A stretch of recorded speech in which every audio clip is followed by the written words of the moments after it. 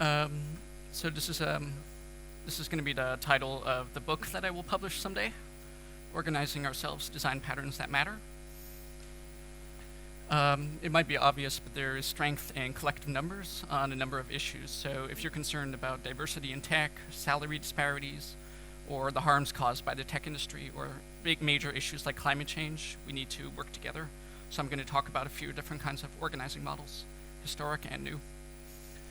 So unions are an obvious one that comes to mind. The Game Workers Industry Workers Union is a union in the United Kingdom, Communication Workers Union as well. Verdi is a service union that is based in Germany, and they represent telecom workers.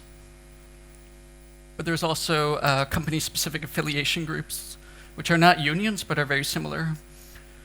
You have Black Toe Cats, which is black employees of GitHub. Gaglers, which is lesbian, gay, bisexual, and transgender employees of Google. And they've been really monumental in proposing legislation in each of their countries. And this is a strength of multinational corporations, because they can apply the strength in international contexts. I want to talk about this new organization that has come up last year called the Tech Workers Coalition. They're mostly based in the United States, particularly in the major hubs like San Francisco, Portland, New York. But they also have chapters in Montreal, Bangalore as of last week, and London. Maybe we can form a chapter in Germany. So who are the Tech Workers Coalition? I'll show you a few recent media headlines.